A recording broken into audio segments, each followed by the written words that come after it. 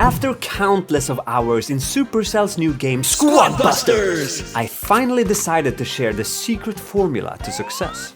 Hi, I'm Hampsh, and I'm super excited to reveal my top 3 attack strategies to help you win or at least finish within the top 5 every single game, keeping that win streak alive. And if you find this video helpful or want to see more Squad Busters content, leave a comment down below and hit that like button. Now let's dive in.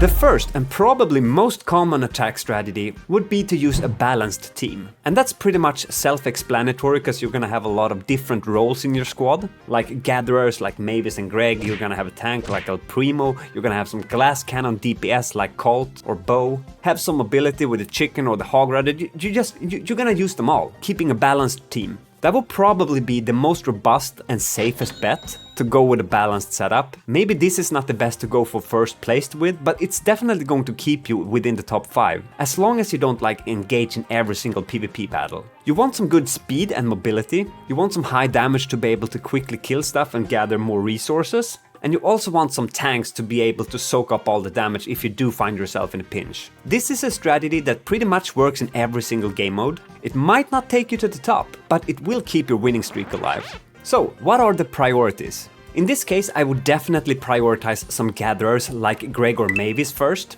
Even the Goblin is good, just to get some resources fast and build up your squad. But sometimes you will be unlucky with the units in the beginning, and if you can't find a gatherer, I would definitely go for DPS or glass cannon to kill stuff fast. Colt, for instance, is a great option. So I would say start off with gatherers, then focus on some DPS. Once you have the DPS you need, then it's time to focus on survivability and mobility. And I'm talking about them hog riders or the chickens or something that will make you be able to run away from danger. You could also put in like a Nita or an El Primo, so if you do find yourself in a pinch, you're able to survive a little bit longer. So in short, gatherers first, then DPS, and then survivability and mobility. It's a solid strategy, works all the time. Let's jump into the next one.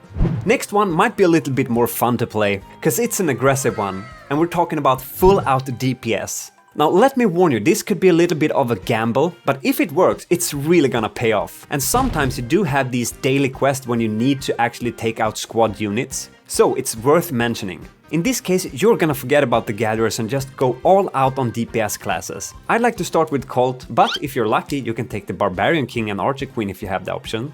And then you wanna rush your opponents, you don't wanna stay in the same place, you wanna take someone out fast just to get that free chest and keep building your squad. It's a really aggressive setup and you don't want to stay still on the same spot for too long. Because if you're able to take out a team early, you're gonna have a huge advantage. But it doesn't mean that you will only use DPS units, just to start with it. So the priority would be to start with the DPS, then you go for mobility and survivability, and then you can use a gatherer or something. Because you're already going to have the momentum for killing stuff, NPCs or players, but it's always nice to have a trader or a Greg or a Mavis or something, if you find yourself in a stalemate where nothing happens really. Because you cannot always engage in combat, even if you want to. This is probably my favorite attack strategy, because it's just so aggressive, but I wouldn't use it as my go-to winning strategy every single battle. It's very game mode dependent. Still, a lot of fun and super effective.